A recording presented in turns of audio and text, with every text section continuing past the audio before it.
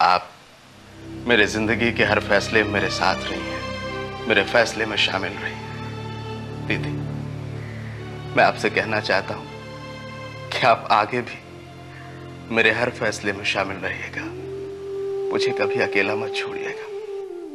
तुम निश्चिंत रहो हिम्मत, बस एक बात जान लो, कुछ फैसले भगवान के हाथ में छोड़ देने चाहिए। उसकी मर्जी से जो भी होगा अच्छा ही होगा। दीदी, मैंने तो अपनी सारी जिंदगी ही भगवान के हवाले कर रखी है। तो बस उसी पे भरोसा रखो, वो सबका भला करने वाला है। हम सब तो उसके हाथ की कठपुतलियां हैं। खैर,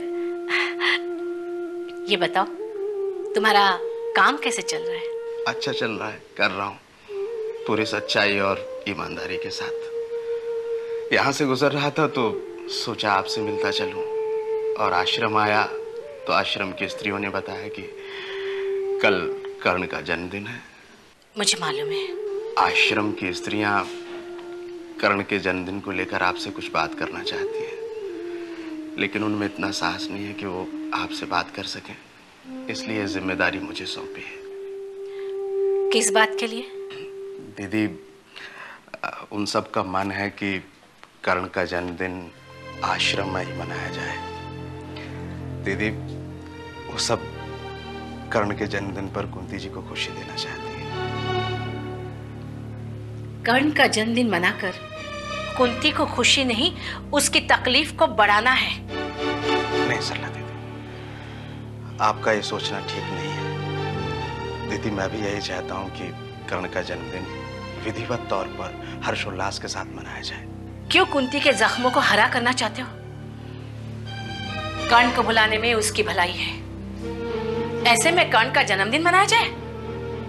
मैं ये ठीक नहीं समझती। क्यों सरला दीदी? दीदी, आप कहती हैं कि कर्ण को भुला देने में कुंती जी की भलाई है। दीदी सोचिए, कर्ण को गए कितने साल हो गए, क्या कुंती जी अब तक उसे भुला पाई? और कर्ण के जन्मदिन पर वो अकेली बैठी रोती बिलखती तड़पती रहे, आपको अच्छा लगेगा? रोना धोना तो उसकी आदत है। क्यों आप उनके साथ इतनी कटुता दिखा रही हैं? दीदी, जन्मदिन साल में एक बार आता है, तो क्या कुंती जी को साल में एक दिन भी खुश होने का अधिकार नहीं? कम से कम एक दिन तो उन्हें खुश हो जाना चाहिए।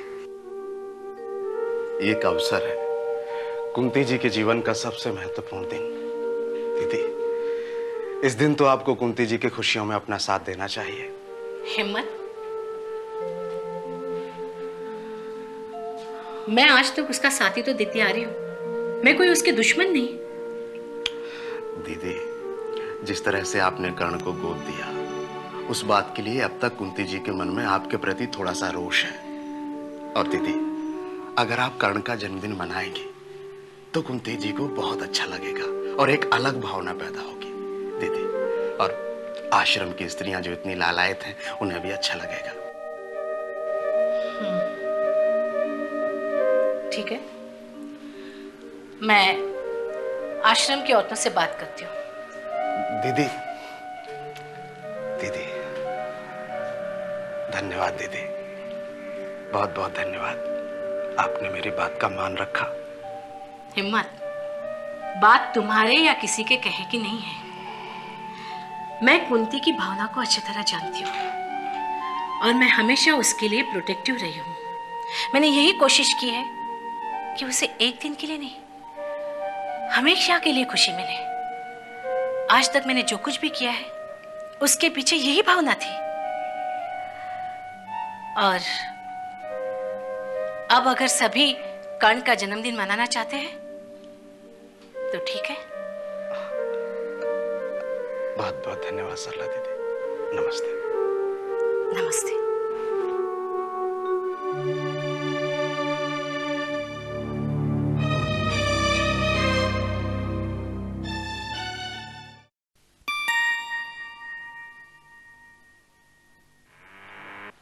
मनस्वी कमलकांत दीक्षित आप है? जी हाँ।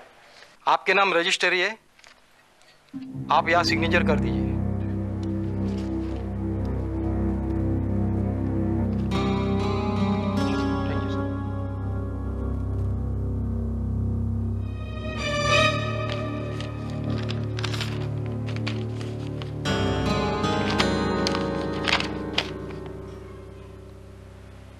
नकुल प्रसाद एंड सन्स, अपॉइंटमेंट लेटर। मुझे नौकरी मिल गई। तुम कभी किसी बात को लेकर मुझसे शिकायत क्यों नहीं करती? कोई शिकायत हो तो सर, जब मुझे आपसे कोई शिकायत है ही नहीं तो बेवजह क्या बात पैदा करूं? देखो पुष्पा, मैं खुले दिलो दिमाग का आदमी हूं। अगर दिमाग में कोई बात पैदा होती है तो मुझे बताओ, दिल में मत रखो। आप ऐसा क्यों सोच रहे हैं सर? आपने मुझे बहन माना है और एक बहन को भला अपने भाई से क्या शिकायत हो सकती है? अरे भाई, इसी बात से तो मेरी जिम्मेदारी और बढ़ गई है। जब से तुमने यहाँ पर नौकरी शुरू की है ना, मेरा काम तो और आसान हो गया है। तुम ओवर टाइम कितना करती हो? You are very efficient. Sir, अगर कोई काम पेंडिंग होगा तो उसे करना मेरी जिम्मेदारी है। देखो पुष्पा, तुम्हारे इस ओवर टाइम के लिए ना ही मैंने कभी तुम्हें पैसा दिया, ना ही तुमने कभी मांगा। तुम्हारी इस मेहनत और ईमानदारी के लिए मैं तुम्हारी इस महीने से सैलरी 3,500 से बढ़ाकर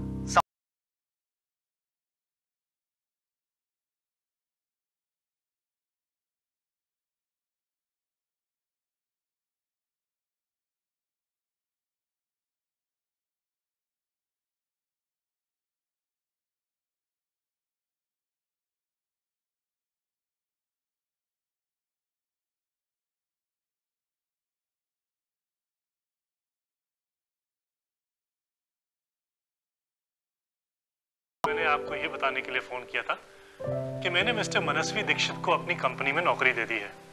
एक्चुअली आपसे पूछताछ करने के बाद ही मैंने ये डिसीजन लिया। मैं इसके लिए आपका आभारी हूं। उसे नौकरी की जरूरत थी, उसे आपने नौकरी देकर उसके साथ साथ मुझे भी खुशी दी। सच कहूं तो रोहित जी, 3,500 रुपए में आदमी बुरा नहीं है। आपने उसे 3,500 सैलरी पे रखा है? जी, क्यों कम है क्या? रोहित जी, हमारी कंपनी में मेडिकल रिप्रेजेंटेटिव्स को यही सैलरी दी जाती है। नहीं नहीं नहीं, मैंने तो ऐसे ही पूछा। आप अपने वर्कर की क्या सैलरी फिक्स करते हैं, देखिए वो आपका पर्सनल मामला है, मैं इसमें कोई दखल नहीं दे सकता। वैसे वो इस सैलरी पर काम करने को तैयार है ना? जी हाँ, इंटरव्यू लेते वक्त मैंने बात साफ साफ बता दी थी। ठीक है रोहित जी, मैंने सोचा आपके रेफरेंस से मैंने उसे नौकरी दी है तो मैं आपको इन्फॉर्म कर दूं। Okay then, bye. Thanks a lot, bye bye.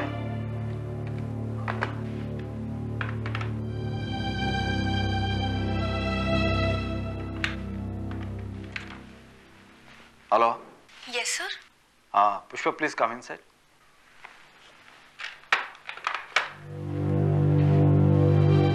Yes sir. Pushpa, अचानक बड़ी अजीब सी बात हो गई। क्या हो गया सर? अभी अभी मैंने तुम्हारी सैलरी 3,500 से बढ़ाकर 7,000 की है। और सुनील प्रसाद जी ने मुझे अभी फोन पर बताया कि उन्होंने तुम्हारे पति मन को 3,500 की सैलरी पर रखा है। इसमें आप क्या कर सकते हैं सर? वो कंपनी अलग है, उसके मालिक अलग हैं, ये उनका अपना फैसला है।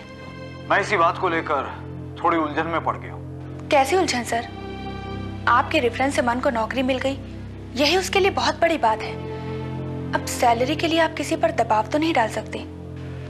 पुष्पा, ये बात नहीं है। एक्चुअली तुम इस बात को समझ नहीं पाओगे।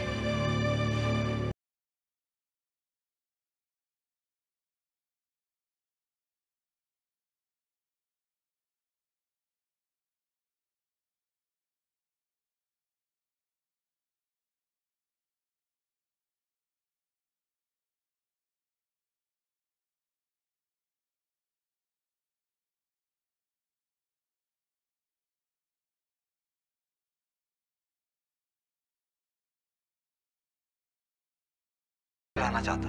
लेकिन सर, ऐसी तमाम पत्नियां हैं जो अपने पति से ज्यादा कमाती हैं। मैं कोई अकेली तो नहीं ना? हाँ, लेकिन पुष्पा, तुम्हारा पति उस सोच का नहीं है। हो सकता है ये बात जानने के बाद तुम्हारा पति नौकरी पे न जाए। इससे बेहतर यही होगा कि उसे पता ना चले कि तुम्हारी सैलरी 7,000 रुपए हो गई है। आप इतना कुछ सोचते हैं सर? मेरे दिमाग में तो बात आई ही नहीं। पुष्पा, मैं तुम्हारे पति मन को अच्छी तरह से जानता हूं। बड़ी मुश्किलों के बाद उसने नौकरी करने का फैसला किया है। कहीं ऐसा ना हो कि तुम्हारी सैलरी को लेकर उसके स्वाभिमान को चोट पहुंचे। उसका मर्दाना गुरूर उसे नकारा बना देगा। तुम समझ रही हो? यस सर, आपको हर बात का इतना ख्याल रहता है, ठीक है सर, मैं मन को अपनी सैलरी के बारे में बिल्कुल पता नहीं चलने दूंगी। ठीक है, तुम जा सकती हो। सर, हाँ? मुझे कल के लिए परमिशन चाहिए। किस बात की परमिशन? सर, कल मैं ऑफिस थोड़ा लेट आऊंगी।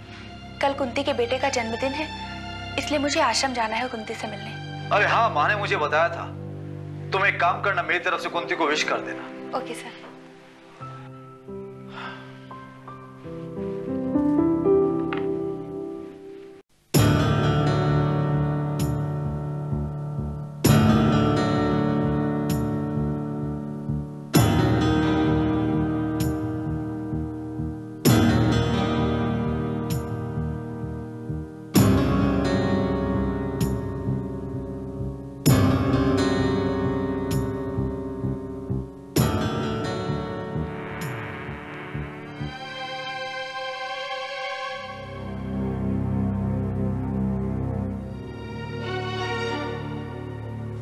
पुष्पा, क्या है?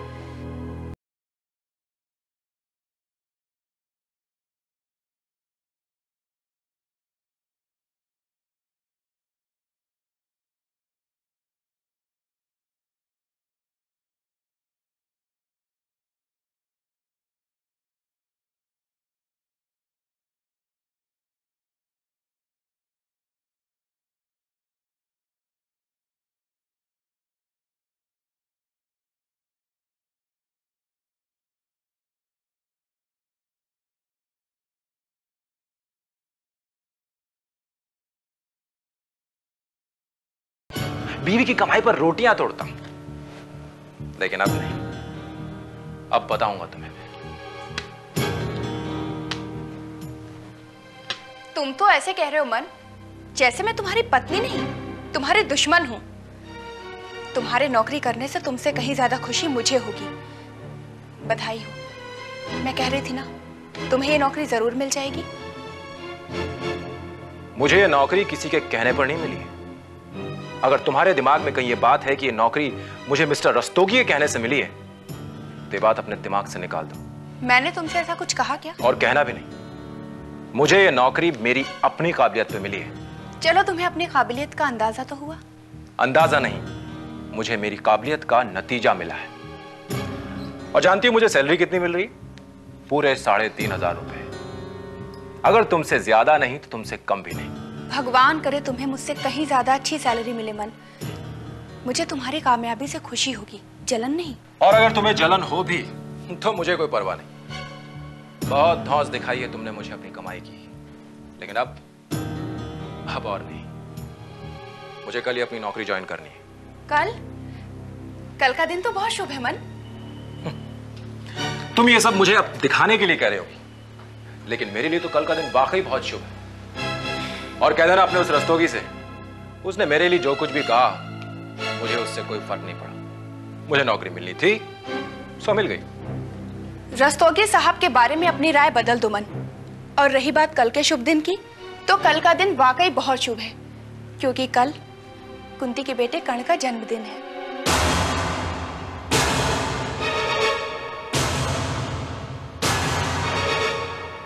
क्या हुआ? तुम इस तरह खामोश क्यों हो गए? ओहो, मैंने कुंती